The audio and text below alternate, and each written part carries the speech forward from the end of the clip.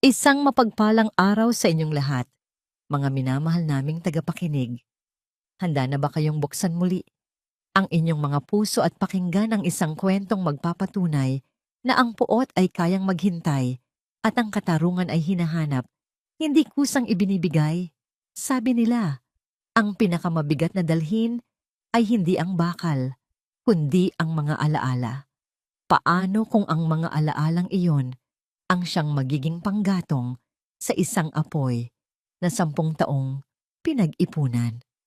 Halina't samahan ninyo ako sa kwento ng dalawang magkapatid na inagawa ng lahat at ang kanilang mahabang paglalakbay upang bawiin ang nararapat sa kanila. Ang bawat patak ng pawis na dumadaloy sa noo ni Luntian ay parang kumukulong asido sa kanyang balat.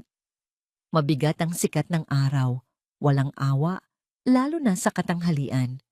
Ngunit mas mabigat ang bakal na pasan niya sa kanyang balikat. Magaspang, marumi, at nag-iiwan ng kalawang sa kanyang damit at balat. 10 taon. 10 taon na ganito ang kanyang mundo. Isang mundong malayo sa malalambot na karpet at malamig na hangin ng Villa Esmeralda. Ang kanyang mga kamay, na dating sanay sa paghawak ng mga libro at pluma, ngayoy puno ng kalyo at mga sariwang sugat. Ito ang presyo. Ito ang sakripisyo. Hoy Leo! Bilisan mo riyan! Hindi tayo binabayaran para magmuni-muni. Sigaw ng kanilang foreman. Hindi siya lumingon. Tumango lang siya at ibinaba ang bakal sa tamang lalagyan. Leo. Iyon ang pangalan niya rito. Isang pangalang walang koneksyon sa yaman, sa kapangyarihan, sa nakaraang ninakaw sa kanya. Isang pangalang perpekto para sa isang multo. Sa pagtatapos ng araw, habang ang iba ay nag-aayos na para umuwi, isang matandang karpintero ang lumapit sa kanya. Tahimik nitong iniabot ang isang lumang dyaryo. Para sa'yo, iho. Baka sakaling kailanganin mo. Kinuha ito ni Luntian. Sa unang tingin, isa lamang itong ordinaryong pahayagan. Ngunit sa classified ads section, may isang maliit na anunsyo na binilugan ng pulang tinta. Hiring! Junior Executive Assistant for Soliman Corporation. Ito na! Ang hudyat!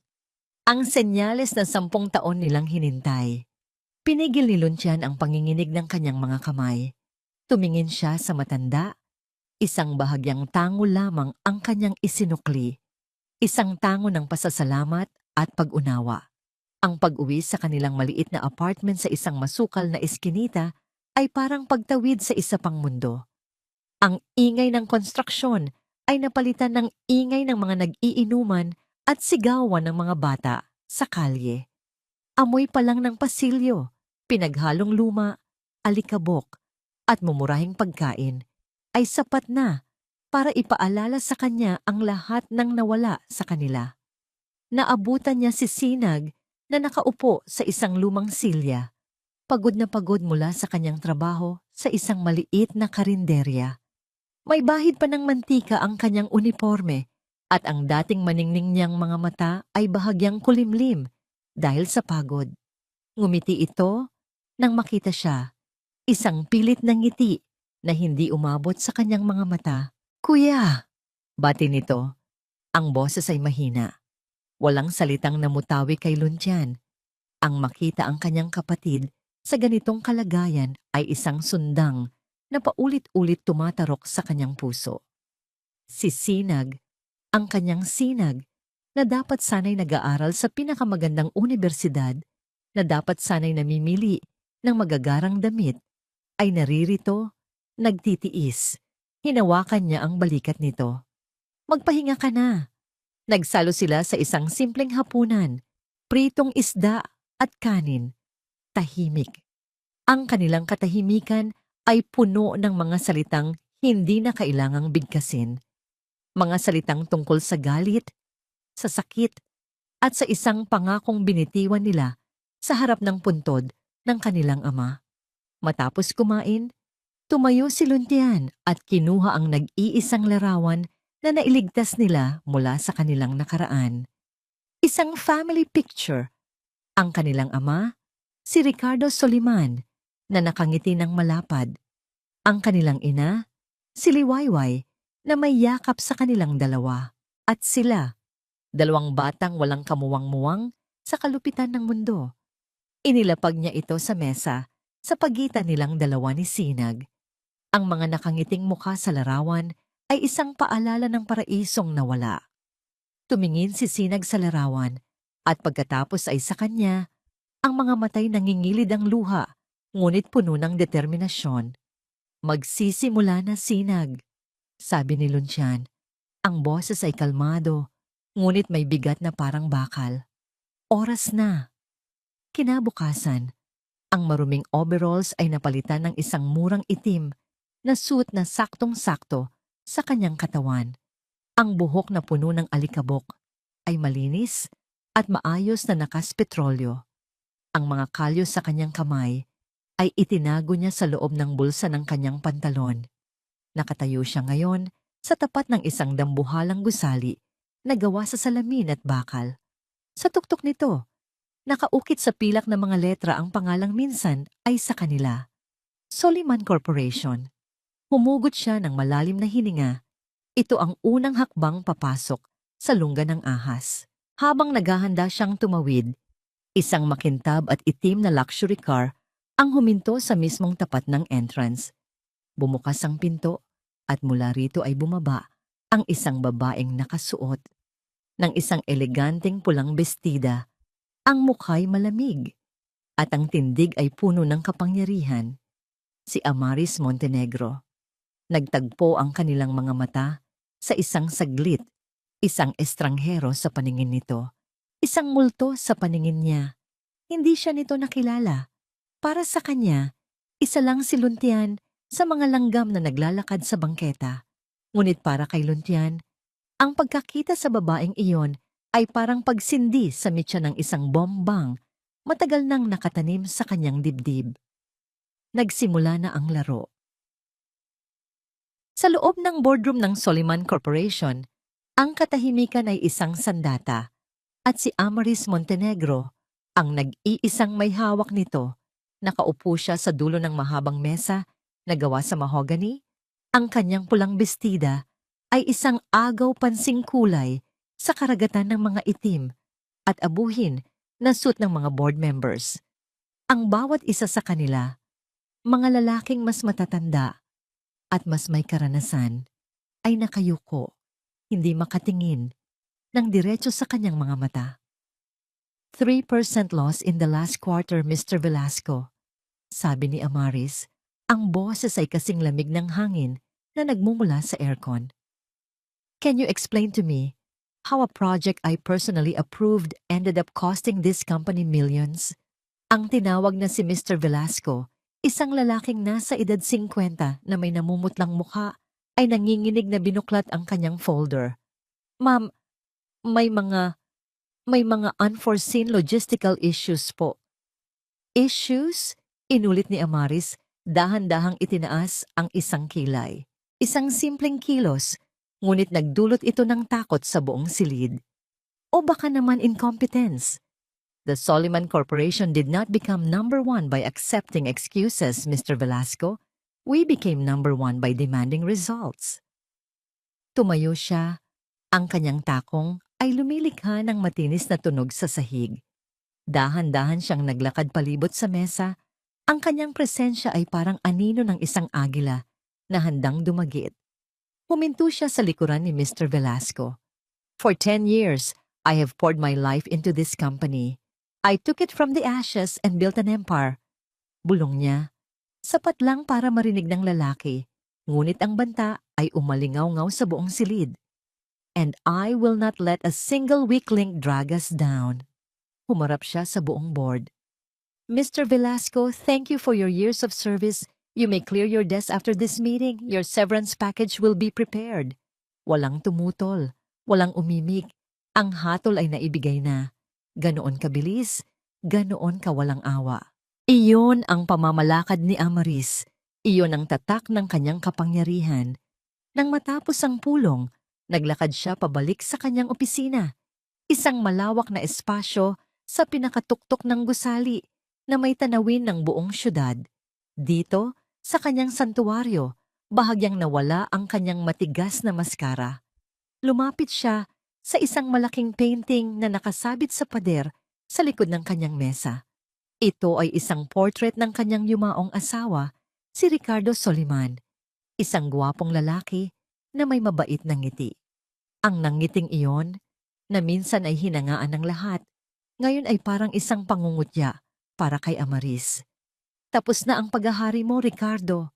Bulong niya sa larawan. Ang kanyang mga daliri ay dumadampi sa malamig na salamin ng frame. Ang kanyang boses ay may halong tagumpay at pait. Ako na ang reyna ngayon. Ngunit sa kabila ng tagumpay, may isang aninong hindi siya maiwaglit. Isang takot na kahit ang lahat ng yaman at kapangyarihan sa mundo ay hindi kayang pawiin. Kinuha niya ang kanyang telepono at nag-dial ng isang numero. Ako to, sabi niya nang may sumagot sa kabilang linya. May mga kumakalat na usapan sa mga dating kasamahan ni Niliwayway. Siguraduhin mong walang anumang bakas na mag-uugnay sa akin. Bayaran mo ang dapat bayaran. Patahimikin mo ang dapat patahimikin. Naintindihan mo? Matapos ang tawag, tila bahagyang gumaan ang kanyang pakiramdam. Umupo siya sa kanyang silyang gawa sa mamahaling katad at hinarap ang tambak na papeles sa kanyang mesa. Ang isa sa mga folder ay naglalaman ng mga profile ng mga aplikante para sa bakanting posisyon. Isa-isang binasa ng kanyang assistant ang mga pangalan at kwalifikasyon, ngunit isang pangalan ang umagaw sa kanyang atensyon. Leo Cruz. Basa niya mula sa resume. Graduated with honors, impressive track record from a smaller provincial firm. Mukhang may potensyal. Mayroong kakaiba sa larawan ng lalaki sa resume. Isang binatang may seryosong mukha, matatalim na mga mata, at isang pamilyaridad na hindi niya maintindihan. Para siyang ang nakakita ng isang multo mula sa isang malayong nakaraan, isang imaheng hindi niya mahawakan. Ipinilig niya ang kanyang ulo. Marahil ay dala lang ito ng stress. Nakausap ko na po siya kanina, ma'am, sabi ng kanyang HR manager sa intercom. He's sharp, very confident. Halos lahat ng tanong ko ay nasagot niya ng may kakaibang kaalaman tungkol sa kasaysayan ng kumpanya. Lalong napakunot ang noo ni Amaris. Kaalaman sa kasaysayan? Ipinatawag niya ang lalaki para sa isang huling panayam. Pumasok si Leo Cruz. Suot ang kanyang murang suit ngunit may tindig na hindi nababagay sa estado nito. Mayroon siyang lakas ng loob na tumingin ng diretso sa mga mata ni Amaris, isang bagay na iilan lang ang nangangahas gawin. Sa buong panayam, humanga si Amaris sa kanyang talino at bilis mag-isip, ngunit sa likod ng paghangang iyon, may isang maliit na tinig sa kanyang isipan na nagsasabing may mali. Ang paraan ng kanyang pagsasalita, ang kislap sa kanyang mga mata, kapag nababanggit ang pangalan ng Soliman Corporation, meron itong kakaibang bigat. Bakit mo gustong magtrabaho dito, Mr. Cruz? Tanong ni Amaris, ang kanyang mga mata ay nanunuri. I believe in legacy, ma'am. Sagot ng binata, walang bakas ng pag-aalinlangan. And I want to be part of the strongest one. Matapos ang panayam, itinapon ni Amaris ang resume ni Leo Cruz sa kanyang mesa. Siya ang pinakamahusay na kandidato, walang duda. Ngunit ang pakiramdam na iyon, ang pakiramdam na parang may tinik sa kanyang lalamunan, ay hindi nawawala. Tumayo siya at muling tumingin sa syudad mula sa kanyang bintana. Ang tagumpay ay nangangailangan ng mga sundalong tapat. Ngunit ang mga pinakamahusay na sundalo ay kadalasang sila ring pinakadelikado. Kinuha niya ang intercom. Letty, tungkol sa aplikanteng si Leo Cruz. Narinig niya ang pananabik sa boses ng kanyang assistant. Yes, ma'am? Isang ngisi ang sumilay sa mga labi ni Amaris, isang ngising kasing talim ng patalim. I-hire mo siya. Noted, ma'am. Sasabihan ko na po Pero, putol ni Amaris, ang kanyang boses ay biglang bumaba at naging mas seryoso. Ipamatsyagan mo ang bawat galaw niya. Gusto kong malaman ang lahat. Kung saan siya nakatira, Kung sino ang mga kausap niya, lahat. Maliwanag? Ang unang araw ni Luntian bilang si Leo Cruz ay isang pagsubok sa apoy. Ang kanyang maliit na cubicle ay nasa gitna ng open plan office, isang lugar kung saan lahat ng mata ay nakamasid. Ramdam niya ang mga tingin, ang mga bulungan. Siya ang baguhan, ang tagalabas, na biglang nakakuha ng posisyong malapit sa reyna. Isang lalaking nagngangalang Marco ang unang lumapit sa kanya. May pekeng ngiti sa mga labi. Si Marco ay kilala bilang isa sa mga pinakatapat na alagad ni Amaris. "Welcome to the team, Leo," sabi nito. Ang boses ay sobrang tamis. "Heto, para makapagsimula ka na. Pinahanda ni Ma'am Amaris ang mga files na, to para sa'yo. Kailangan mong i-review yan para sa presentation mamayang hapon sa board." Isang makapal na folder ang bumagsak sa kanyang mesa. "Good luck," sabi ni Marco bago umalis. May kasamang kindat na nag-iwan ng masamang pakiramdam kay Luntian. Habang binubuklat niya ang mga dokumento, isang pamilyar na sistema ang bumalik sa kanyang alaala. Ang mga lumang code, ang mga proyektong sinimulan pa ng kanyang ama. Ngunit habang lumalalim ang kanyang pagbabasa, napansin niya ang mga maliit, ngunit kritikal na pagkakamali sa mga numero at datos. Ang mga ito ay hindi aksidente. Ang mga ito ay sadyang inilagay. Isang sabotahe. Kung ipipresenta niya ito, magmumukha siyang isang incompetent na baguhan sa harap ng buong board at sa harap ni Amaris. Nag-init ang kanyang mga sentido. Ito pala ang laro nila. Ngumisi siya ng bahagya. Hindi nila alam na sa teritoryong ito, siya ang tunay na may-ari. Sa loob lamang ng ilang oras, gamit ang kanyang malalim na kaalaman sa pundasyon ng kumpanya, itinama niya ang lahat ng mali. Hindi niya lang ito itinama.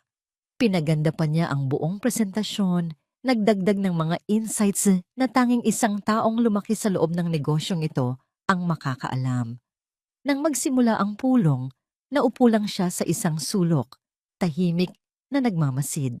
Nang tawagin na ang kanyang pangalan para ipresenta ang datos, kalmado siyang tumayo. "Mr. Cruz, proceed," utos ni Amaris, ang mga matay mapanuri. "Thank you, ma'am. Bago po ako magsimula," panimula niya, "nais ko lang pong linawin ang ilang minor discrepancies na nakita ko sa initial data." Isa-isa niyang ipinakita ang mga maling numero at pagkatapos ay ipinakita ang kanyang mga naitama. Kasama ang isang detalyadong paliwanag kung bakit ito nangyari. Isang katahimikan ang bumalot sa silid. Nakita niya ang pagkagulat sa mga mukha ng board members, ang namumutlang mukha ni Marco, at higit sa lahat, ang isang bagong kislap sa mga mata ni Amaris. Isang halo ng paghanga at mas malalim na suspetsa. Nailigtas niya hindi lang ang kanyang sarili, kundi ang buong proyekto. At sa unang pagkakataon, nakuha niya ang atensyon ng reyna. Pagkatapos ng araw, habang nag-aabang siya ng elevator, bumukas ito at nasa loob si Amaris. Siya lang mag-isa. Walang choice si Luntian kundi pumasok. Nagsara ang mga pinto at ang katahimikan sa loob ng maliit na espasyo ay nakakabingi. "You did well today, Mr. Cruz." Basag ni Amaris sa katahimikan, hindi nakatingin sa kanya, kundi sa refleksyon nila sa makintab na pinto ng elevator. "Almost too well for a newcomer.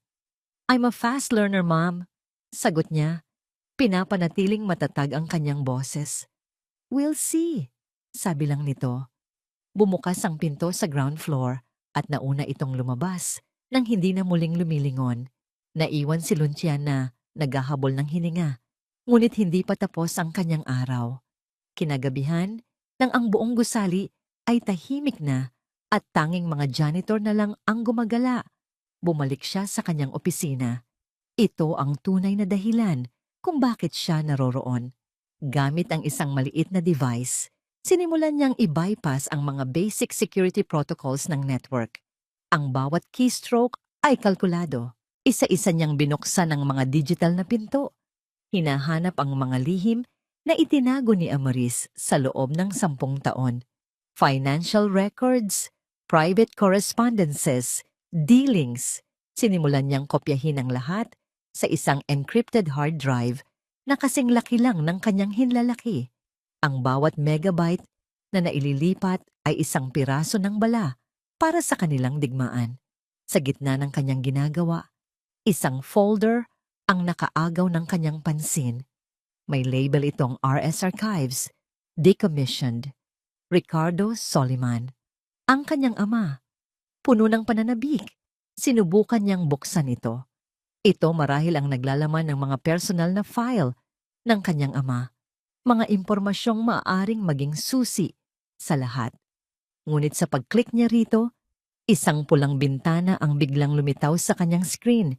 Kumukurap na parang isang babala. Access denied. Unauthorized attempt has been logged. Report sent to administrator. Nanlamig ang buong katawan ni Lucian. Ang kanyang puso ay nagsimulang kumabog ng napakabilis. Isang pagkakamali, isang maling galaw, at ang multo ay nahuli na. Ang biyahe papuntang probinsya ng Arawan ay isang paglalakbay pabalik sa panahon. Ang bawat syudad na madaanan ng lumang bus na sinasakyan ni Sinag ay unti-unting napapalitan ng malalawak na bukirin. Ang maingay na syudad ay naging payapa at ang maruming hangin ay naging sariwa. Ngunit para kay Sinag, ang kapayapaan sa paligid ay kabaliktaran ng unos sa kanyang dibdib. Hawak niya sa kanyang kamay ang isang kupas na litrato, ang nag-iisang larawan ng kanilang ina na naisalba niya. Ang mga gilid nito ay lambot na sa paulit-ulit na paghawak. Ang kulay ay halos naglaho na. Ngunit ang nangiti ni Liwayway Reyes sa larawan ay malinaw pa rin sa kanyang isipan. Isang ngangiting hindi na niya muling nakita sa loob ng 10 taon. Isang kamag-anak nilang malayo ang minsang nabanggit sa isang pag-uusap na may nakita raw itong babaeng kamukhang-kamukha ni Liwayway sa Arawan. Maraming taon na ang nakalipas. Isang bulong lang iyon, isang tsismis na maaaring walang katotohanan. Ngunit para kay Sinag, ang bulong na iyon ay isang sinulid ng pag-asa na handa niyang sundan kahit saan pa man ito mapunta. Bumaba siya sa isang maliit na bayan kung saan ang oras ay tila tumigil. Ang unang destinasyon niya, ang lumang simbahan na gawa sa bato, na siyang sentro ng buhay ng mga taga roon. Ang amoy ng mga kandila at lumang kahoy ay sumalubong sa kanya. Doon, sa isang hardin sa likod ng simbahan, natagpuan niya ang isang matandang madre na nagdidilig ng mga halaman, si Sister Elena. "Magandang araw po, Sister," bati ni Sinag. Ang boses ay bahagyang nanginginig. Ngumiti ang madre, ang muka'y pununo ng mga linya ng kabaitan. "Magandang araw din sa'yo, Hija. Ano ang maipaglilingkod ko sa'yo?" Inilabas ni Sinag ang litrato. "May hinahanap po akong tao. Ang nanay ko po. Liwayway po ang pangalan niya." Kinuha ng madre ang litrato at ang mga mata nito'y bahagyang nanlaki. Matagal itong tumitig sa larawan na para bang may binabalikang alaala. "Liway." "Oo," sabi nito sa wakas. "May isang babaeng nanirahan dito noon. Mga 10 taon na rin ang nakalipas. Ginamit niya ang pangalang Liway. Isang mabait na babae. Ngunit lagi siyang takot." "Takot po?" "Oo."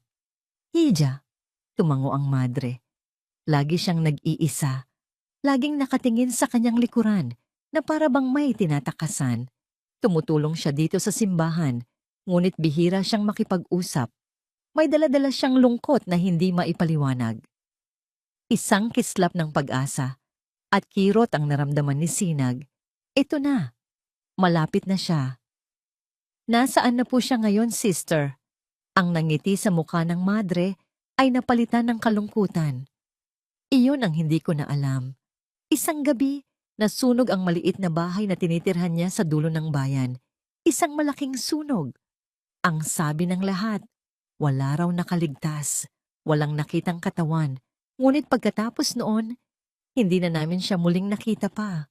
Gumuho ang mundo ni Sinag. Ang sinulid ng pag-asang sinusundan niya ay biglang naputol. Sa kabila ng pighati, nagpa siya siyang puntahan ang lugar kung saan dating nakatayo ang bahay. Ito'y isang bakanteng lote na ngayon na tinubuan na ng matataas na damo. Ang tanging natitira ay ang mga itim na uling sa lupa at ang pundasyong gawa sa bato. Naglakad si Sinag sa gitna ng mga guho. May isang kakaibang pakiramdam, isang koneksyon. Ipinikit niya ang kanyang mga mata at sinubukang isipin ang kanyang ina na nakatayo rito, nagluluto, nag-aalaga ng halaman, nabubuhay. At sa pagitan ng sakit, may naramdaman siyang determinasyon. Kailangan niyang makahanap ng kasagutan. Sinimulan niyang halongkatin ang mga natirang abo at kahoy. Naghahanap siya ng kahit ano. Isang botones, isang piraso ng tela, kahit anong maaaring magbigay sa kanya ng patunay. At sa ilalim ng isang sunog na tabla, may nakita siyang isang bagay na nakabalot sa lumang plastik. Isang lumang aklat ng mga awitin sa simbahan. Isang songbook. Sunog ang kalahati nito, ngunit ang loob ay napreserba. Dahan-dahan niya itong binuklat. Sa isa sa mga pahina, sa tabi ng kantang paborito ng kanyang ina, may isang tuyong bulaklak ng sampagitan na nakasingit. Ang paboritong bulaklak ng kanyang ina. Napaiyak si Sinag. Hindi luha ng kalungkutan, kundi luha ng katiyakan. Nagpunta rito ang kanyang ina. Totoo ang lahat. Bumalik siya sa simbahan, dala-dala ang songbook. Ipinakita niya ito kay Sister Elena. Hindi po siya namatay sa sunog, sabi ni Sinag. Ang boses ay puno na ng bagong lakas. Alam ko pong hindi.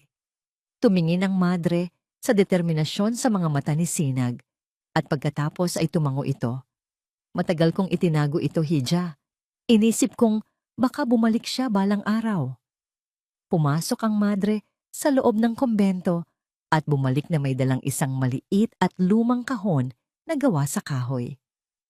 Bago mangyari ang sunog, iniwan niya ito sa akin, sabi ni Sister Elena. Ang sabi niya, itago niyo po ito.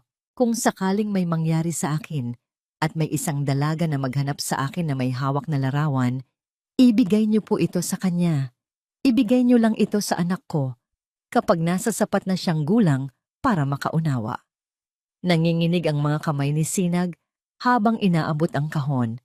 Dahan-dahan niya itong binuksan. Sa loob, nakalagay sa isang pulang tela, ay walang ginto o alahas. Ang laman nito ay isang luma at kalawangin na susi.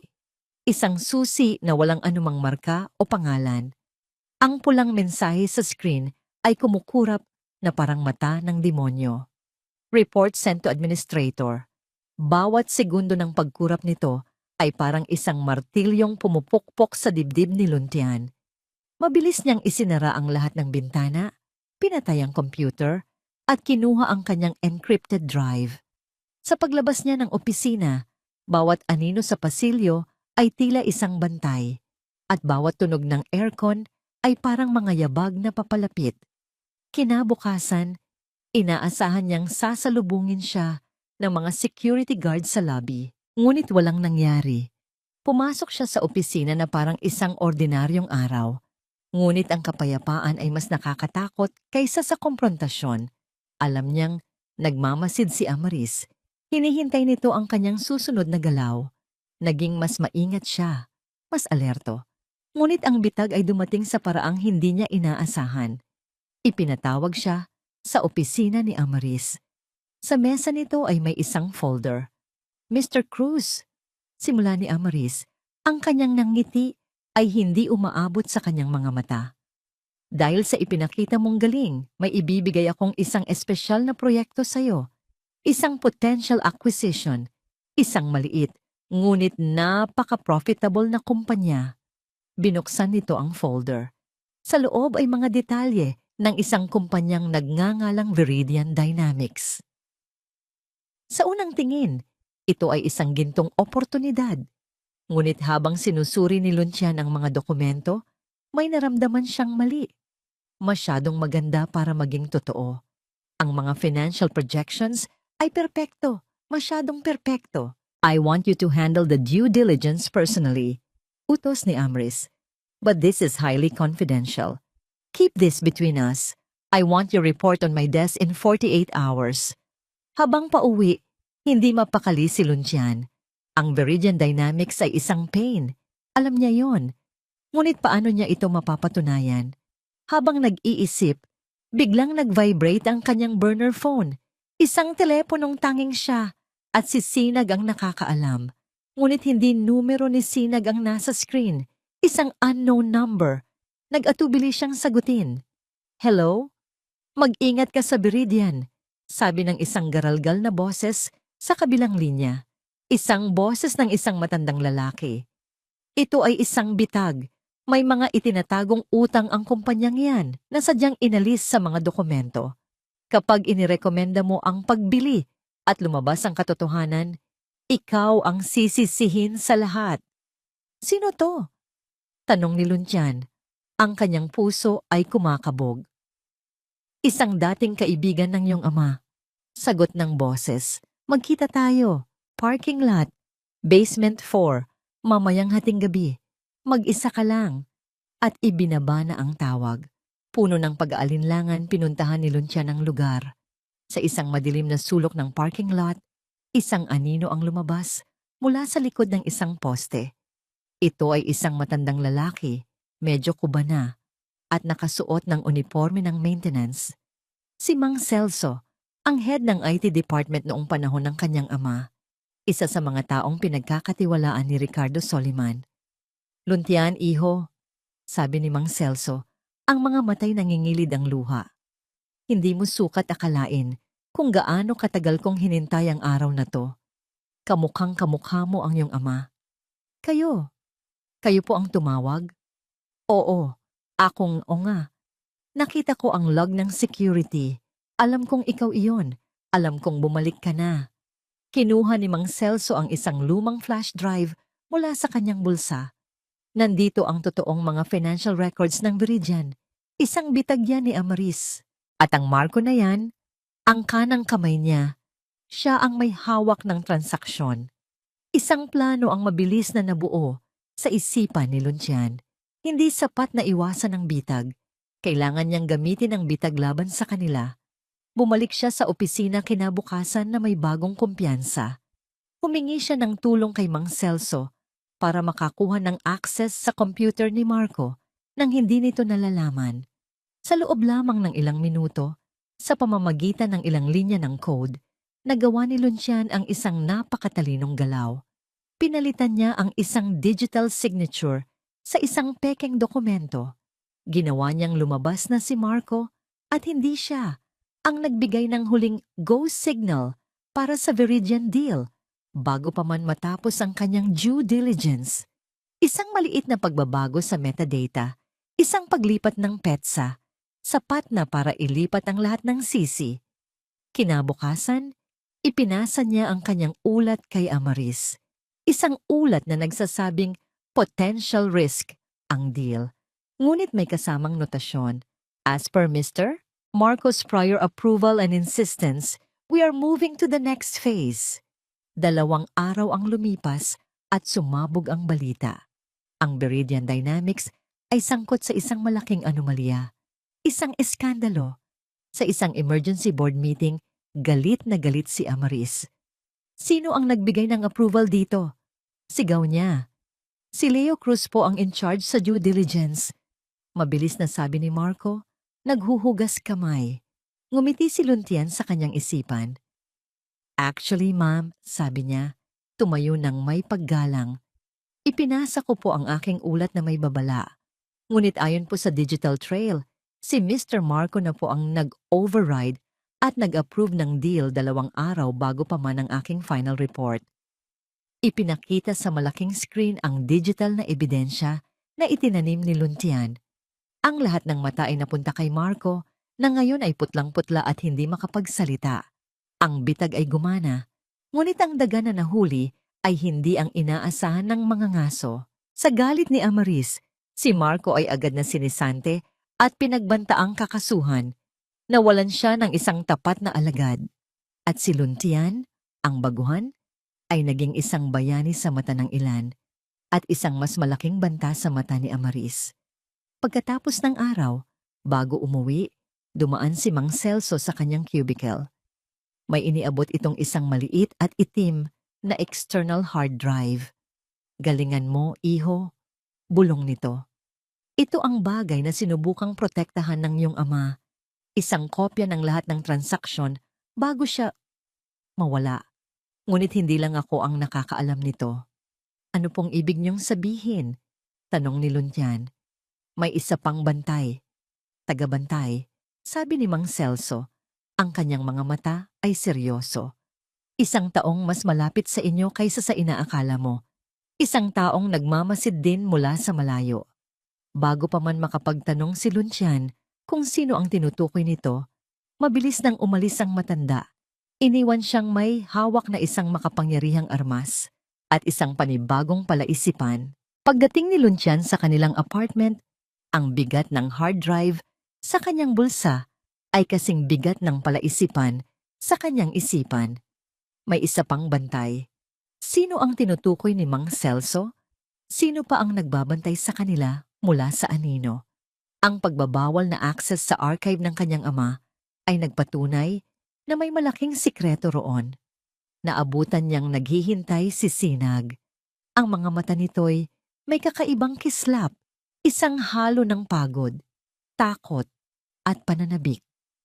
Sa ibabaw ng kanilang maliit na mesa, sa pagitan nilang dalawa, ay nakapatong ang isang lumang kahon na gawa sa kahoy at isang kalawangin na susi. Kuya, sabi ni Sinag, ang boses ay nanginginig sa pagpipigil ng emosyon. Nahanap ko to sa arawan. Ikinuwento ni Sinag ang lahat, ang simbahan, si Sister Elena, ang nasunog na bahay na inakalang pinaglibingan ng kanilang ina, ang songbook na may tuyong sampagwita, at ang kahon na iniwan ng isang misteryosong liway. Habang nakikinig si Luntian, unti-unting nabubuo ang isang larawan sa kanyang isipan, isang larawang nagpapabago sa lahat ng kanilang pinaniniwalaan. Ang ina nilang matagal na nilang inakalang patay o nag-abandona sa kanila ay buhay pala at nagtago sa arawan. Sabi ni Sister Elena, iniwan daw to ni Mama para sa anak niyang babae. Sabi ni Sinag, ang mga daliri nanginginig habang hinahawakan ng susi. Pero, para saan to, kuya? Tinitigan ni Luntian ang susi. Ordinaryo lang itong tingnan, ngunit habang pinagmamasdan niya ito ng mabuti, may napansin siyang isang maliit, halos nabura ng logo na nakaukit sa ulo nito. Isang agila sa loob ng isang bilog. Ang logo ng Bangko de Oro Filipino, isang bangkong matagal nang nagsara at na-acquire ng isang mas malaking bangko. Isang alaala ang biglang bumalik sa kanya. Noong bata pa siya, madalas siyang isama ng kanyang ama sa bangkong yon. Mayroon silang isang safe deposit box. Alam ko na kung para saan to, sabi ni Luntian. Ang kanyang boses ay biglang naging determinado. Ang bantay, ang kanilang ina, siya ang tunay na bantay. Kinabukasan, nag-file sila ng leave sa kani-kanilang trabaho. Magkasama silang nagpunta sa main branch ng bangkong bumili sa Bangko de Oro Filipino. Ang proseso ay hindi naging madali. Ang mga empleyado ay nagduda sa luma nilang susi at sa pangalan ng bangkong matagal nang wala. Ngunit dala ni Sinag ang kanyang birth certificate at pagkatapos ng mahabang paghahanap sa mga lumang archive, isang matandang manager ang nakakita sa record.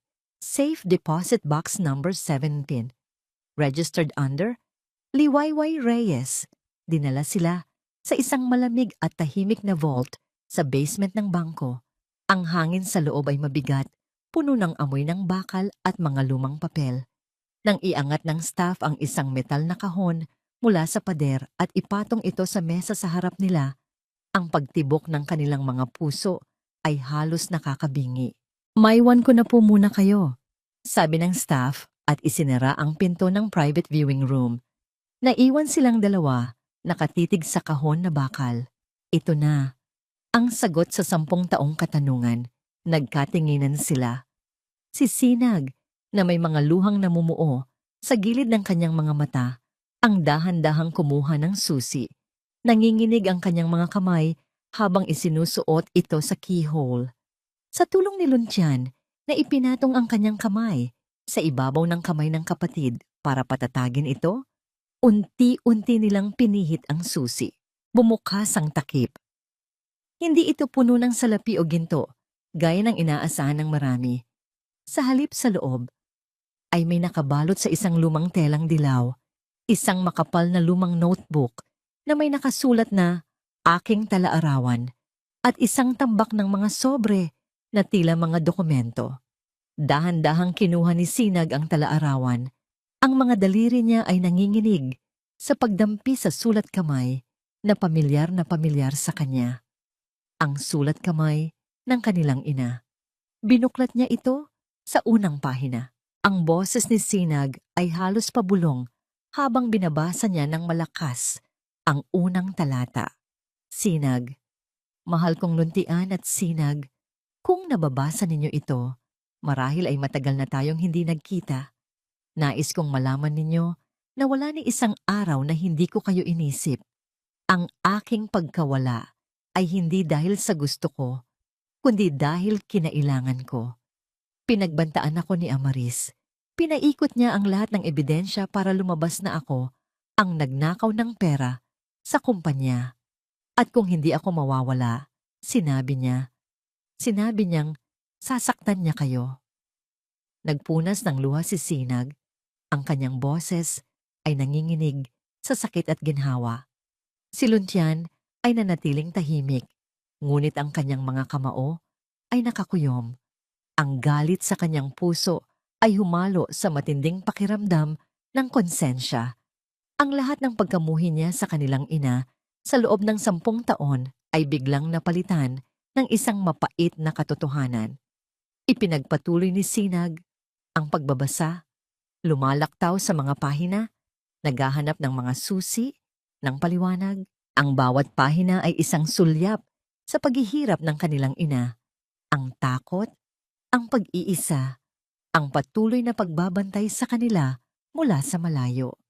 Ang mga sobre naman ay naglalaman ng mga ebidensya ng embezzlement na sadyang itinuro kay Liwayway, ngunit may kasama ring mga orihinal na resibo at bank statements na nagpapatunay na si Amaris ang tunay na naglipat ng pera. Ngunit may isang pahina ang nagpatahimik kay Sinag. Ang kanyang mga mata ay nanlaki. Ang kanyang hininga ay huminto. Sinag, nanginginig ang boses. Kuya, basahin mo to. Kinuha ni Luntian ang talaarawan. Ang kanyang mga mata ay mabilis na dumaan sa mga salita at ang kanyang mukha ay namutla. Ang pagkabigla ay humalo sa matinding galit. Luntian, binabasa ng tahimik, ngunit maririnig ang panginginig sa boses. Sa mga huling buwan bago yumao si Ricardo, napansin kong lalo siyang humihina. Nagsusuka, nahihilo, palaging nanghihina. Ngunit ang sabi ni Amaris ay, stress lang daw. Palagi siyang pinapainom ni Amaris ng isang uri ng herbal tea bago matulog. Isang tea na ang sabi ni Amaris ay para raw sa kanyang puso. Ngunit isang beses, nakita ko si Amaris na nakangisi habang tinitignan ang teacup pagkatapos uminom ni Ricardo. At ang amoy, kakaiba. Ang huling talata ay halos hindi mabasa dahil sa pagkabasag ng puso ng kanilang ina. Luntian, malamig, puno ng galit. Naniniwala akong nilalaso ni Amaris si Ricardo. Dahan-dahan, unti-unti, walang makakahalata. Binitawan ni Luntian ang talaarawan, ang kanilang ama.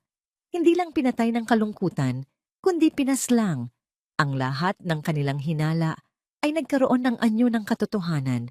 Hindi lang magnanakaw si Amaris, siya ay isang mamamatay tao. Muling binuklat ni Sinag ang huling pahina ng talaarawan. Sa dulo nito, sa isang sulok, ay may isang maliit na sulat na tila minadali ang pagkakasulat. Sinag, malakas. puno ng pananabik at takot. Kung nababasa ninyo ang mga linyang ito, hanapin ninyo si Halimaw. Siya ang nakakaalam ng buong katotohanan. Nanlaki ang mga mata ni Luntian. Halimaw? Sino si Halimaw? At anong katotohanan pa ang nakatago sa likod ng lahat ng ito? Ang salitang halimaw ay umalingaw-ngaw sa isipan ni Luntian, kasabay ng pait ng katotohanang nilason ang kanyang ama. Walang pag-aalinlangan, kinuha niya ang kanyang laptop, ang talaarawan ni Liwayway at ang mga dokumentong nakita nila sa safe deposit box ay sapat na upang simulan ang pagbubunyag ng nakaraan. Naaalala ni Luntian ang biro ng kanyang ama. Kapag may nakaharap itong matinding kalaban sa negosyo, tatawagin niya itong halimaw. Hindi para mang-insulto, kundi para ipahiwatig ang paghanga sa talino at kalupitan ng kalaban. Mayroon lang iisang pamilya na palaging binabanggit ng kanyang ama na karibal. Isang pangalang matagal nang hindi niya narinig, Montenegro. Kinuha niya ang lumang external hard drive na ibinigay ni Mang Celso. Ito ang mga lumang files ng Soliman Corporation mula sa panahon ng kanyang ama. Sa gitna ng tambak ng mga dokumento at lumang correspondence, natagpuan niya ang serye ng mga artikulo ng dyaryo mula sa mga nakaraang dekada. Isang artikulo mula sa isang business weekly noong unang bahagi ng 90s. Montenegro Group declares bankruptcy after failed bid against Soliman Holdings. Isang larawan ng isang lalaking may seryosong mukha ang kasama sa artikulo, si Don Alfredo Montenegro, ang patriarch ng pamilya. Sa ibaba ng larawan may nakasulat na pahayag, "This is a devastating blow. The Soliman family has shown no mercy but a Montenegro never forgets." Doon bumagsak ang lahat. Ang pangalan, Montenegro, Amaris Montenegro. Ang kanyang ama ay nagpatalsik sa negosyo ng pamilya ni Amaris. Ang lahat ng nangyari, hindi lang ito tungkol sa pera.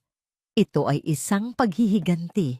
Isang paghihiganti ng isang pamilyang binuwag ng kanyang ama. Isang paghihiganti na dinala ng isang henerasyon. Naalala niya ang boses ng kanyang ama noong bata pa siya, habang nagbabasa ng isang libro tungkol sa mga dakilang leader.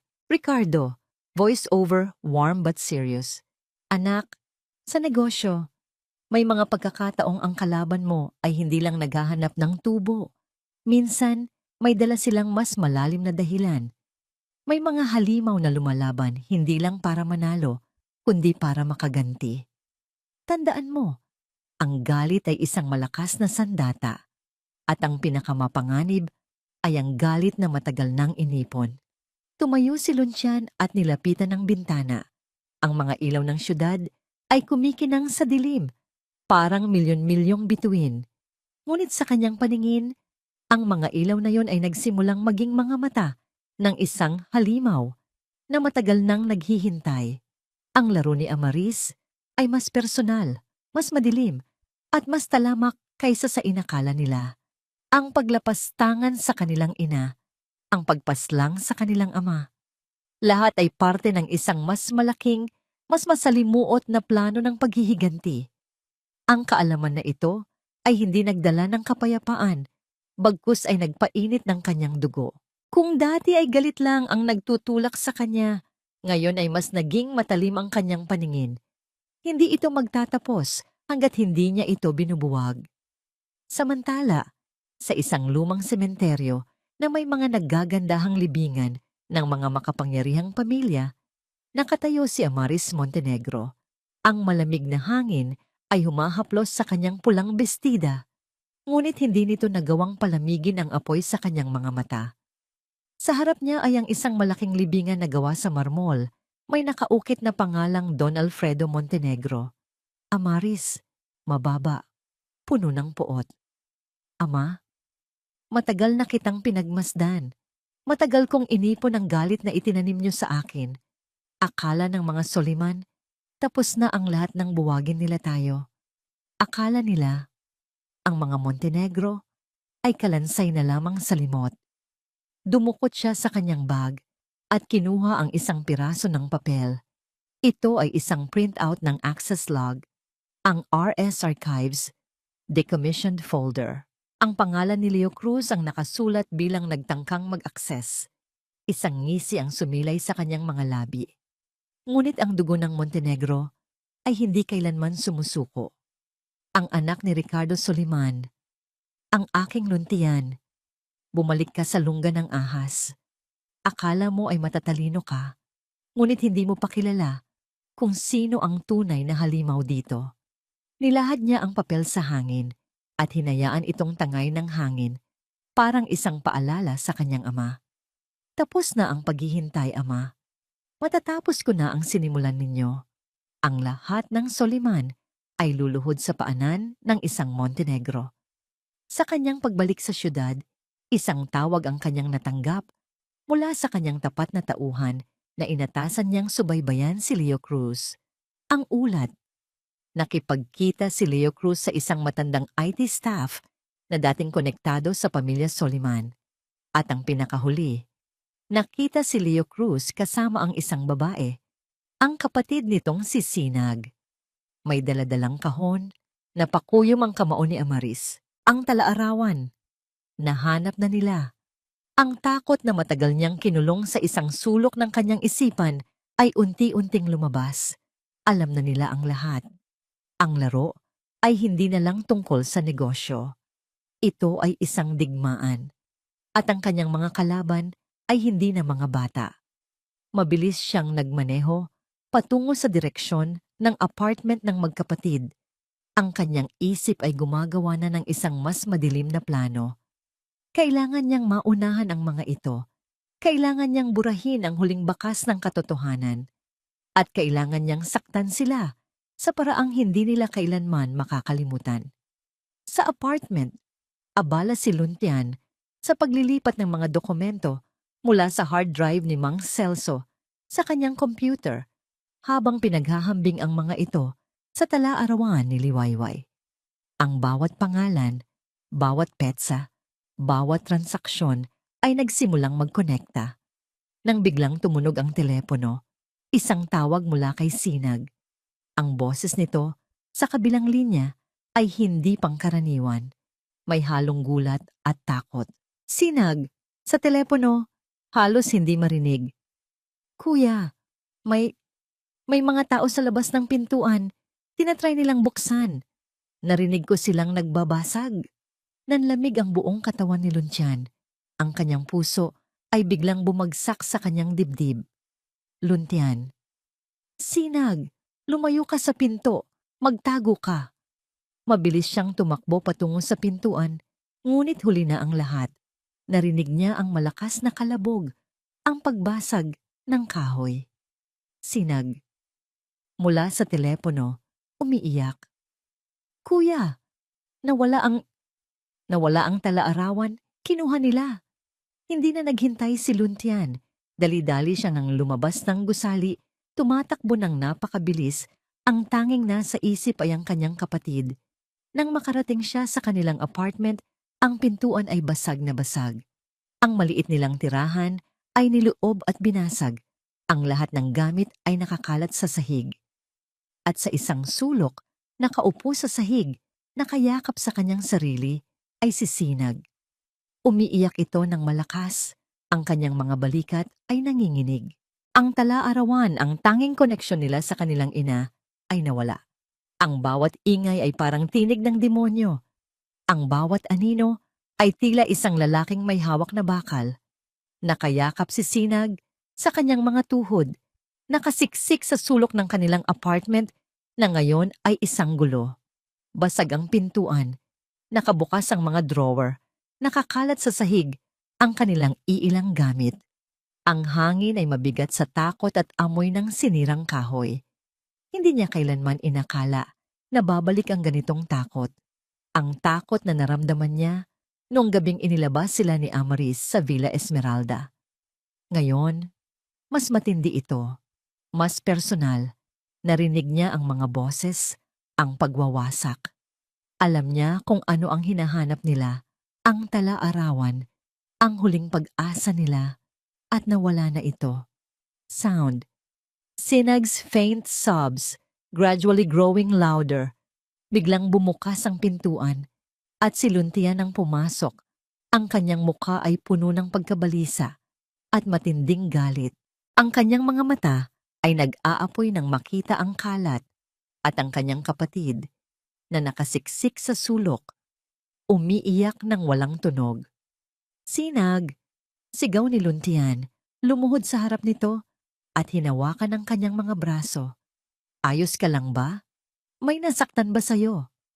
Umiling si Sinag.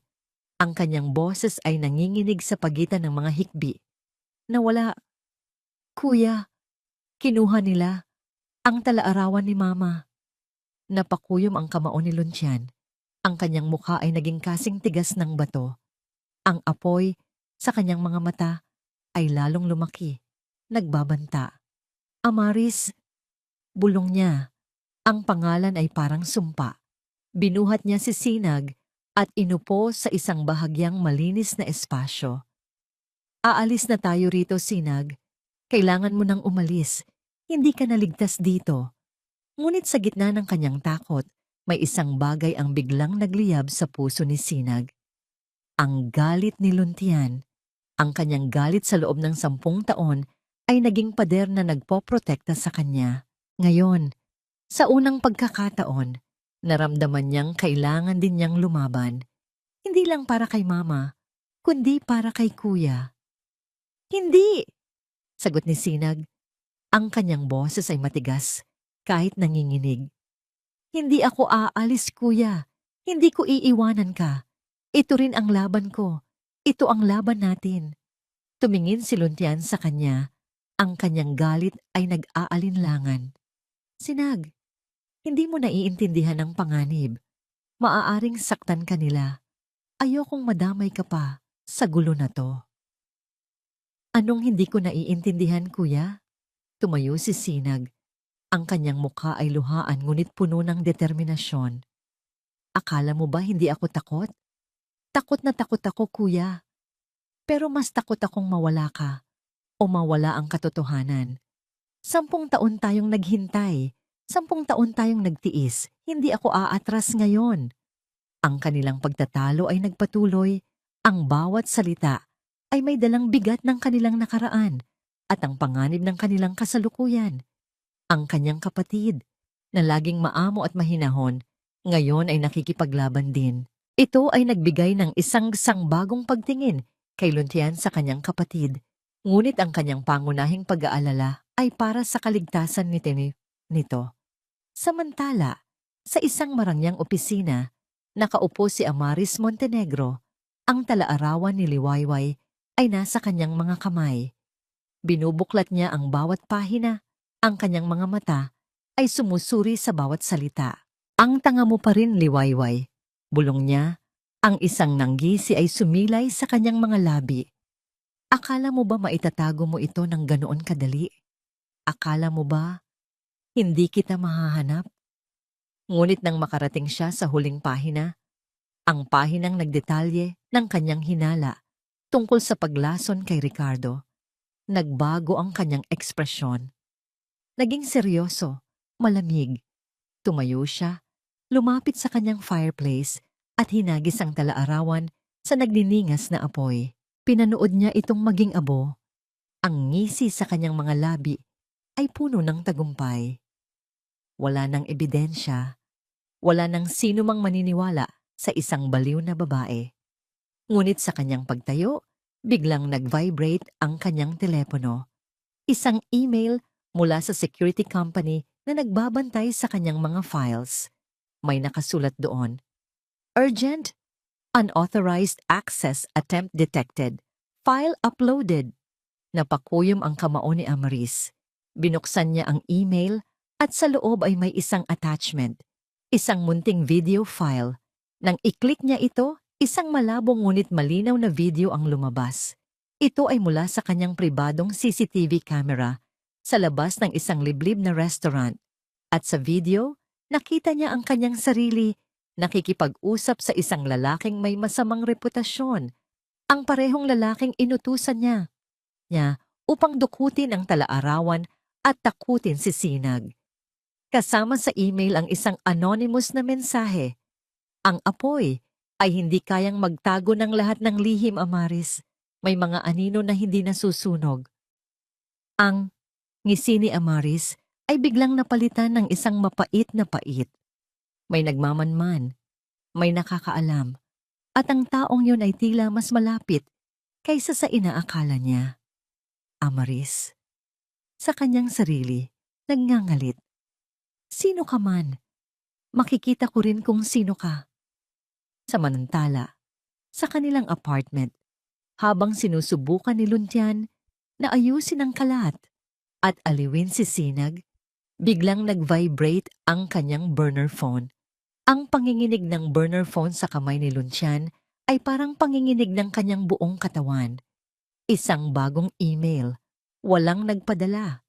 Anonymous, binuksan niya ito. Ang laman ng email ay isang link sa isang secure cloud storage. Nang i-click niya, bumungad sa kanya ang video na ipinadala rin kay Amaris.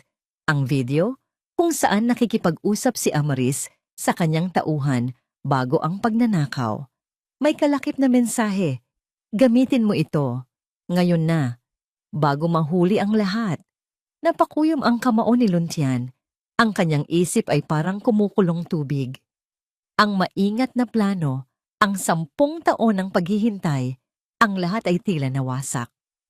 Ang pagkawala ng talaarawan, ang takot sa mga mata ni Sinag, ang lahat ng yon ay nagtulak sa kanya sa gilid ng bangin. Hindi na siya makapag-isip ng malinaw. Ang tanging nakikita niya ay ang mukha ni Amaris at ang pagnanais na makita itong gumuho. Kuya, ano yan? Tanong ni Sinag na ngayon ay tahimik nang nag-aayos ng iilang gamit na hindi nasira. Ito ang ebidensya, sabi ni Luntian. Ang kanyang boses ay matigas at malamig. Ebidensya na si Amaris ang nag-utos na guluhin tayo at nakipagkita sa isang kriminal. Pero paano natin yang gagamitin nang hindi tayo nalalantad? Nag-aalala si Sinag. Baka masira ang lahat ng plano mo. Tumingin si Luntian sa kanya. Ang mga mata ay puno ng matinding galit. Wala ng plano, Sinag. Hindi na tayo pwedeng maghintay. Hahayaan ko siyang masunog sa sarili niyang apoy. Sa gitna ng galit na bumabalot sa kanya, hindi na niya inisip ang posibleng kapalit. Gumawa siya ng anonymous email account, inattach ang video, at ipinadala sa bawat miyembro ng board ng Soliman Corporation na nasa kanyang contact list. Pagkatapos, ipinadala rin niya sa ilang piling news outlets na kilalang kritikal sa pamamahala ni Amaris. Tapos na, sabi ni Luntian. Ang kanyang boses ay may halong pagod at kakaibang ginhawa. Ngunit sa kanyang puso, may isang hindi maipaliwanag na takot. Kinabukasan, isang emergency board meeting ang ipinatawag. Si Luntian, bilang si Leo Cruz, ay isa sa mga inatasang dumalo. Ang hangin sa boardroom ay kasing bigat ng tingin ng bawat isa sa kanya. Ang mga mukha ay puno ng pagkalito, galit at pagtataka. Pumasok si Amaris, ngunit hindi siya tulad ng inaasahan. Walang bakas ng takot o gulat sa kanyang mukha. Sa halip, kalmado siya, halos nakangisi. I know why we are all here, sabi ni Amaris. Ang kanyang boses ay malakas at malinaw, puno ng awtoridad. Isang kasuklam-suklam na pagtatangka upang sirain ang aking pangalan at ang kumpanyang ito. Ipinakita niya ang video sa malaking screen. Ang lahat ay nagulat. Ngunit nang magsasalita na, ang isang board member, itinaas ni Amaris ang kanyang kamay. This video, simula niya, ay isang kasinungalingan, isang huwad na ebidensya na nilikha ng isang taong may balak sirain ako. Isang taong nagtatago sa likod ng isang bagong pangalan, si Leo Cruz. Nanlaki ang mga mata ni Luntian. Paano? Paano niya nalaman? Ipinakita ni Amaris ang isang serye ng mga dokumento, mga pekeng bank statements, mga pekeng email, at isang detalyadong ulat na nagpaparatang kay Leo Cruz na ginagamit ang kanyang posisyon upang kumuha ng pera sa kumpanya at gamitin ang mga ito sa personal na layunin. Ang lahat ng ebidensya ay sadyang idinisenyo upang magmukhang totoo, upang lumabas na si Luntian ang mastermind sa likod ng lahat ng kaguluhan sa nakalipas na mga buwan, kabilang ang eskandalo sa Viridian Dynamics. Hindi lang yan, patuloy ni Amaris. Ang kanyang boses ay puno ng galit na sadyang ginagaya. Nalaman din namin na si Leo Cruz ay may malalim na koneksyon sa isang pamilyang kaaway ng Soliman Corporation. Ang pamilyang Montenegro, Luntian Soliman.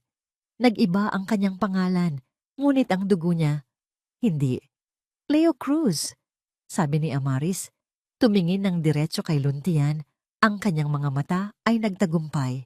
O dapat ko bang sabihin, Luntian Soliman, nakasuspend ka at haharapin mo ang buong puwersa ng kumpanyang ito sa korte.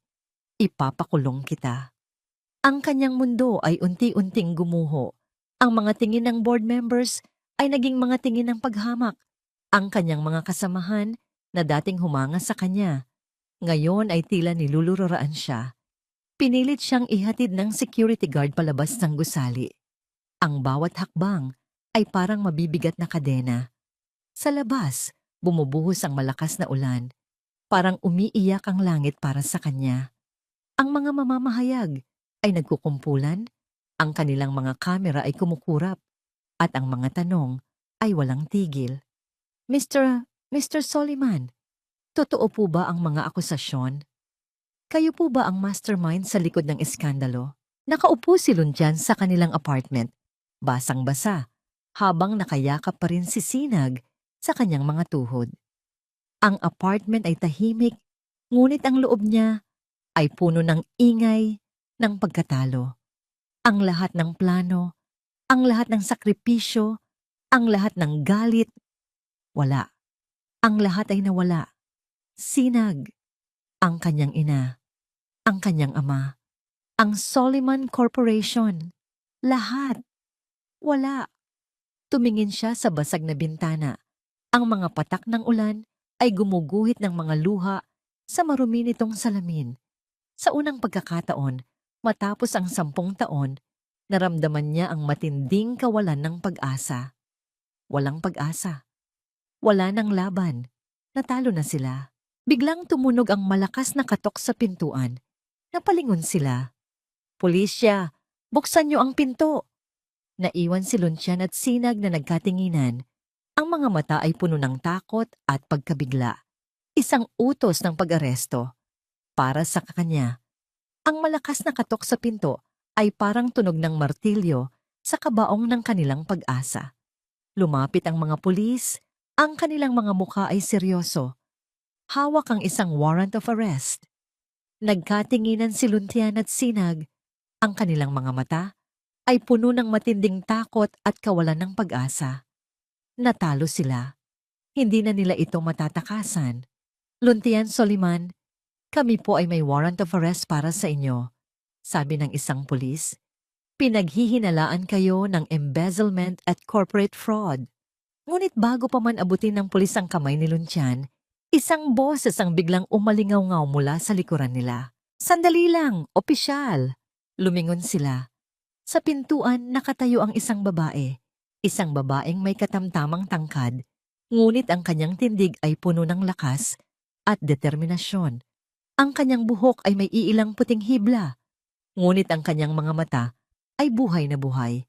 Puno ng isang pamilyar na init na matagal nang hindi nakita ni Sinag. Suot niya ang isang simpleng puting blusa at palda, ngunit ang kanyang presensya ay kasing bigat ng isang reyna. Si Sinag ang unang nakaramdam nito. Ang kanyang puso ay biglang kumabog ng napakabilis. Ang isang pamilyar na pakiramdam, isang init na kumalat sa kanyang dibdib. Isang mukha na nakita niya sa isang lumang litrato, isang ngiting minsan nang nagbigay liwanag sa kanyang mundo. Mama? Halos pabulong na tanong ni Sinag. Ang kanyang boses ay hindi makapaniwala. Lumingon si Luntian. at nakita niya ang kanyang ina, si Liwayway. Buhay siya. Tumayo siya. Ang kanyang katawan ay tila nabuhusan ng malamig na tubig. Hindi ito isang panaginip. Hindi ito isang multo. Mga anak ko, sabi ni Liwayway, ang kanyang boses ay puno ng emosyon, ang mga mata ay nangingilid ang luha. Bumalik na ako. Ngunit hindi nag-iisa si Liwayway. Sa likuran niya ay nakatayo si Mang Celso, ang matandang IT staff na dating nagbigay ng hard drive kay Luntian. At sa tabi niya ay isang lalaking nakasuot ng formal na suit. Hawak ang isang briefcase. Ako po si Attorney Benedicto, legal counsel ng pamilya Soliman. Sabi ng abogado, ang kanyang boses ay matatag. At ang aking kliyente, si Ginang Liwayway Reyes Soliman, ay may mahalagang impormasyon na magpapatunay sa inosensya ni Ginoong Luntian Soliman at magbubunyag sa tunay na salarin. Dinala sila sa istasyon ng pulisya. Ang maliit na interrogation room ay napuno ng tensyon.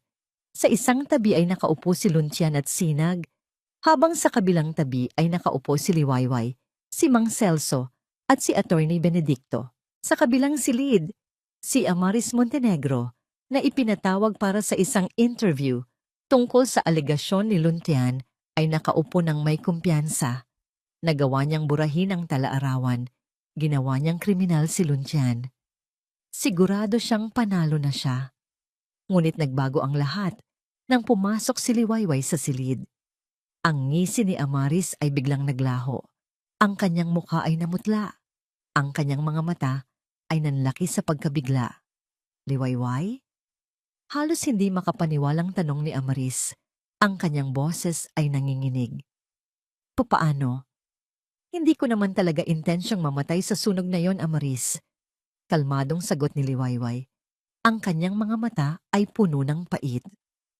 Inutusan mo ang mga tao mo na takutin ako, na ipa-frame ako sa pagnanakaw. Alam kong hindi ako makakakuha ng katarungan kung mananatili ako, kaya ginawa ko ang sunog. Nagkunwari akong namatay upang makalayo, makapagplano, at makahanap ng paraan upang protektahan ang aking mga anak. Ikinuwento ni Liwayway ang kanyang mga taon ng pagtatago, ang kanyang pagiging liway sa arawan, ang kanyang pagmamanman kay Amaris mula sa malayo sa tulong ng mga matatapat na empleyado ni Ricardo, tulad ni Mang Celso na hindi kailanman naniwala sa mga kasinungalingan ni Amaris. Siya ang bantay na matagal nang nagbabantay sa kanyang mga anak, nagpapadala ng mga pahiwatig at tulong sa likod ng mga eksena. Siya ang nagpadala ng video kay Luntian at nagpadala rin kay Amaris upang masiguro na hindi ito makakatakas. Ngunit ang pinakamasahol sa lahat, Amaris, sabi ni Liwayway, ang kanyang boses ay lumakas, puno ng galit na matagal nang kinimkim. Hindi ka lang magnanakaw, ikaw ay isang mamamatay tao. Natawa si Amaris, isang pilit na tawa. Wala kang ebidensya, Liwayway. Nasunog na ang talaarawan mo. Walang maniniwala sa isang baliw na babae. Ngunit ngumiti si Liwayway, isang nangiting puno ng pait at tagumpay. Hindi lang talaarawan ang inihanda ko, Amaris. Bago pa man sumabog ang sunog sa arawan, inilagay ko ang lahat ng ebidensya sa isang safe deposit box. At hindi lang iyon, mayroon din akong personal na alaala ng iyong krimen. Kinawayan ni Liwayway si Attorney Benedicto. Inilabas ng abogado ang isang maliit na digital recorder. Umalingaungaw sa silid ang isang boses. Ang boses ni Amaris. Amaris recorded. Sabi ng doktor, hindi nila makikita ang lason sa katawan niya. Isang uri ng herbal tea na dahan-dahang gumagana. Walang trace. Dapat recorded. Sigurado po kayo, Ma'am Amaris? Delikado po inyan. Amaris recorded. Huwag kang mag-alala. Ang mahalaga, mawawala si Ricardo at mapapasakin ang lahat. Isipin mo na lang, ilang taon tayong naghintay para sa paghihiganti. Ngayon, matitikman na nila ang pait ng pagkatalo. Biglang namutla ang mukha ni Amaris. Ang kanyang mga mata ay nanlaki Ang kanyang katawan ay nanginginig. Ang kanyang malakas na maskara ay tuluyang nawasak. Sound. Crashing sound as Amaris slams her hand on the table, followed by gasps. Hindi! Hindi totoo yan! Sigaw ni Amaris, ang kanyang boses ay puno ng desperasyon. Binubuo lang yan, isa yan impostor. Ang boses ay tugma, Ginang Montenegro, sabi ng isang pulis. Mayroon din kaming ebidensya ng mga bank transfers mula sa inyo patungo sa isang pharmacist na kilalang nagbebenta ng illegal herbal toxins sa parehong panahon bago pumanaw si Ginoong Soliman. Ang lahat ng salita ni Amaris ay nawalan ng saysay. Ang kanyang imperyo ay gumuho. Ang kanyang mga kasinungalingan ay nabunyag. Sa wakas, ang katarungan ay nanalo. Inabot ng pulis ang kamay upang pusasan si Amaris. Ngunit bago pa man magawa, tumingin ito kay Luncian. Ang kanyang mga mata ay puno ng puot at matinding kabaliwan. Amaris, malakas, puno ng galit. Masyado kang tulad ng iyong ama. Luncian, akala mo ba nalo ka na? Wala kang alam. Ang kapayapaan, hindi mo yan kailanman makakamit. Hindi ka magiging masaya. Dahil tulad ko, tulad ng isang Montenegro, hinding-hindi ka magiging payapa. Ang kanyang tawa ay umalingaw-ngaw sa silid. Isang huling pagtatangka na guluhin ang isip ni Luncian. Ngunit sa pagkakataong ito, hindi na siya natinag. Lumapit si Sinag kay Luntian. Ang kanyang mga mata ay puno ng luha. Ngunit ang mga luhang ito ay hindi na luha ng takot, kundi luha ng kaligayahan. Kuya, sabi ni Sinag. Nagkatinginan sila at sa unang pagkakataon, matapos ang 10 taon ng pait at sakit, ang 3 pira-pirasong kaluluwa ng pamilya Soliman ay muling nagtagpo. Isang mahigpit na yakap. Si Liwayway nasa gitna habang nakayakap ang kanyang mga anak. Ang bawat hikbi ay isang paglabas ng 10 taon ng pighati, takot at pagmamahal. Ito ang pamilyang muling nabuo. Ito ang simula ng kanilang pagpapagaling. Ilang linggo na ang nakalipas mula nang mahuli si Amaris Montenegro. Nahaharap siya ngayon sa mga kasong embezzlement at murder. Nabalik na ang kontrol ng Soliman Corporation sa mga kamay ng mga Soliman sa ilalim ng pangalan ni Luncian bilang Ricardo Soliman Jr. Ang lahat ay tila bumalik sa dati o sa dapat sana'y mangyari. Ngunit ang tagumpay ay hindi kasing tamis ng inakala ni Luncian. Nakatayo siya sa loob ng dating opisina ng kanyang ama, na ngayon ay kanyang opisina, tinitignan ang malawak na syudad mula sa bintana. Ang mga matataas na gusali, ang ilaw ng trapiko. Ang lahat ng ito ay dapat magbigay sa kanya ng pakiramdam ng kapangyarihan, ng tagumpay. Ngunit ang naramdaman lang niya ay kawalan. Isang malaking butas sa kanyang dibdib na hindi mapunuan ng anuman. Ang mga salita ni Amaris sa istasyon ng pulisya ay umalingaw-ngaw sa kanyang isipan. Hindi mo yan kailanman makakamit. Hindi ka magiging masaya. Dahil tulad ko, hinding-hindi ka magiging payapa. Kinamumuhian niya ang mga salitang iyon, ngunit may isang bahagi ng kanyang sarili ang nag-aalinlangan. Natatakot na baka totoo iyon. Isang hapon, pumunta si Luncian sa isang sementeryo, nag-iisa. Sa harap ng puntod ng kanyang ama, si Ricardo Soliman, yumuko siya. Matagal siyang nanatiling tahimik. Ang kanyang mga mata ay nakatingin sa marmol na bato. Hindi niya iniyakan ang kanyang ama sa loob ng 10 taon. Pinuno niya ang kanyang puso ng galit, ng pagnanais na maghiganti, na isipin na ang pagkamit ng katarungan ang magiging pampawi sa kanyang sakit. Ngunit ngayon, sa wakas, bumuhos ang mga luha. Ang bawat patak ay parang paglabas ng 10 taon ng pighati, ng pagsisisi, ng kalungkutan. Humagulgol siya. Ang kanyang mga balikat ay nanginginig. Humingi siya ng tawad sa kanyang ama sa hindi niya paghahanap sa katotohanan ng mas maaga sa pagpapaubaya niya sa galit na sumakop sa kanyang puso. Nang gabing iyon, matapos ang pagdalaw sa puntod, Nakipag-usap siya sa kanyang ina, si Liwayway. Umupo sila sa kanilang apartment na ngayon ay medyo naayos na. Tahimik na nagkakape. Ma, simula ni Luntian. Ang kanyang boses ay paos pa rin mula sa pag-iyak. Patawarin mo po ako sa lahat ng akala ko, sa lahat ng galit na naramdaman ko. Hinawakan ni Liwayway ang kanyang kamay. Ang kanyang mga mata ay puno ng pag-unawa. Anak, walang dapat ipatawad. Ang galit mo ay natural lamang. Ang mahalaga ay narito na tayo. Magkasama na ulit. Pero ang galit ko, sabi ni Luncian, halos kainin na ako nito.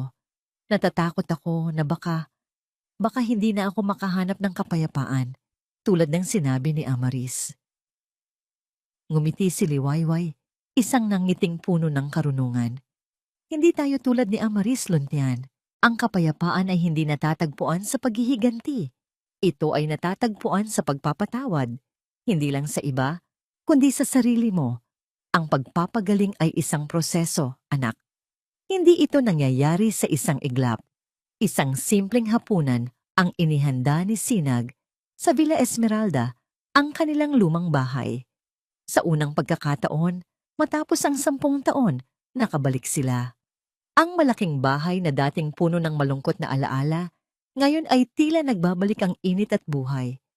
Hindi pa ito ganap na naibalik sa dating ayos, ngunit ang presensya ng kanilang pamilya ay sapat na upang punuin ito ng init. Nagsalo sila sa hapagkainan, isang simpleng nilagang manok at kanin. Ngunit ito, ang pinakamasarap na pagkaing natikman ni Luncian sa mahabang panahon.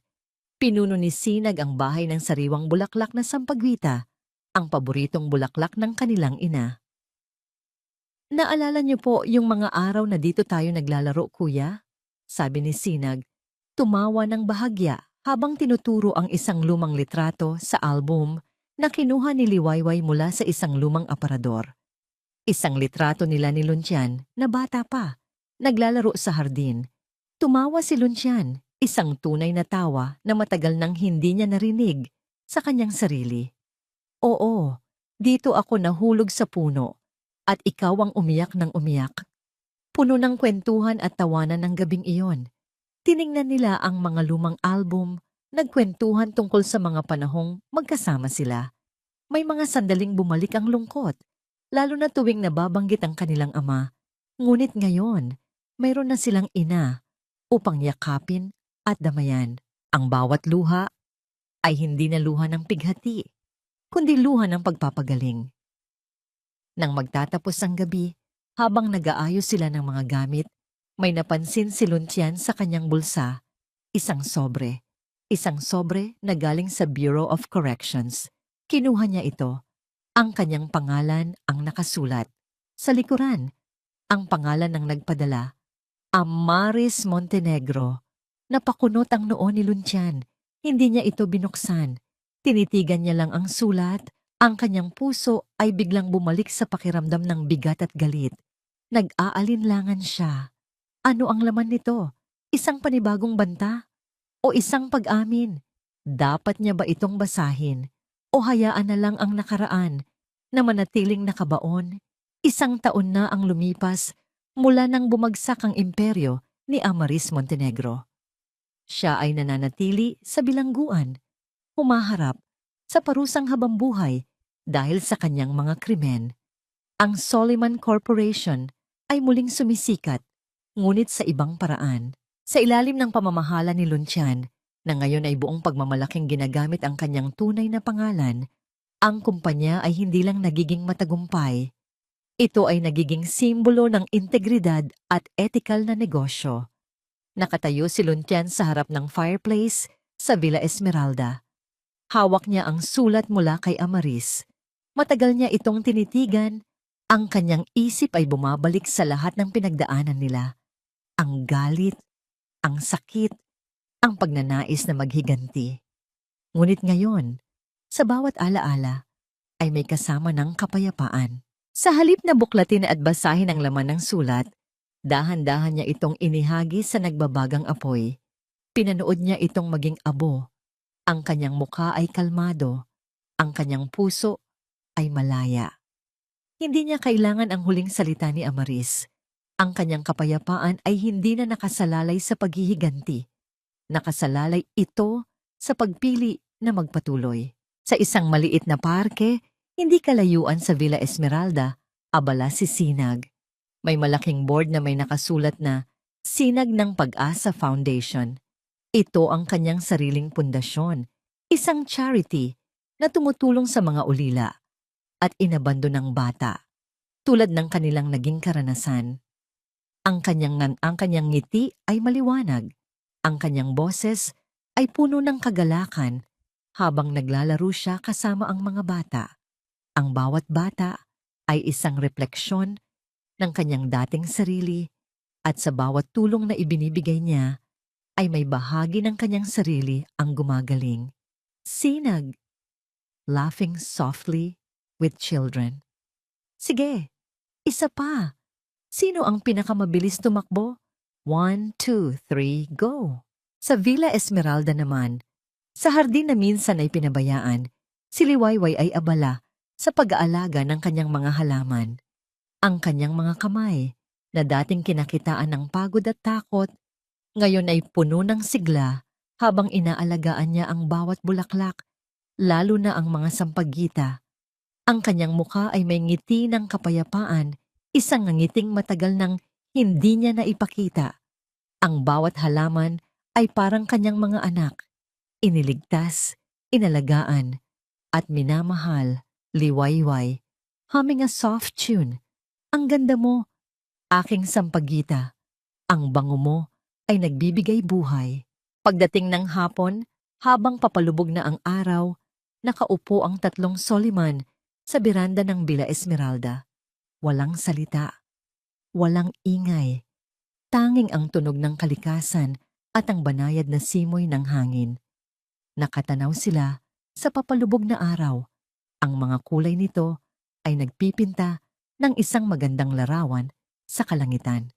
Hinawakan ni Luntian ang kamay ng kanyang ina at pagkatapos ay ang kamay ni Sinag. Ang kanyang mga kamay na dating puno ng kalyo at sugat, ngayon ay malambot at mainit. Ang kanyang puso na dating puno ng galit at pait, ngayon ay puno ng kapayapaan. Ang nangiti sa kanyang mga labi ay hindi pilit. Ito ay tunay. Ito ay ang mga ngiti ng isang taong matapos ang isang mahabang paglalakbay sa dilim ay natagpuan na ang kanyang liwanag. Ang kanilang pamilya ay hindi na muling magkakahiwalay. Ang lahat ng nawala ay nahanap na. At ang lahat ng sugat ay nagsisimula ng gumaling dahil sa kapangyarihan ng pagmamahalan. Ayan po, mga minamahal naming tagapakinig. Ang kwento nina Luntian at Sinag at ang kanilang ina, si Liwayway. Isang paglalakbay na nagpatunay na kahit gaano pa kadilim ang nakaraan, may pag-asa sa bawat bukang liwayway. Ang tunay na katarungan ay hindi lamang sa pagbagsak ng kaaway, kundi sa paghilom ng mga sugat, sa pagpapatawad, at sa muling pagbuo ng pag-ibig sa loob ng pamilya. Hindi dito nagtatapos ang ating paglalakbay. Marami pa pong kwentong kasing ganda at mas puno ng aral dito sa aming channel. Kung nagustuhan nyo ang kwentong ito, i-like, i-share sa pamilya at mga kaibigan, at mag-subscribe na rin para lagi kayong updated sa mga susunod pa naming kwento. I-click nyo ang notification bell para kayo ang unang makarinig kapag may bago kaming upload. Pagpalain po kayo ng Panginoon, kayo at ang inyong buong pamilya. Hanggang sa muli.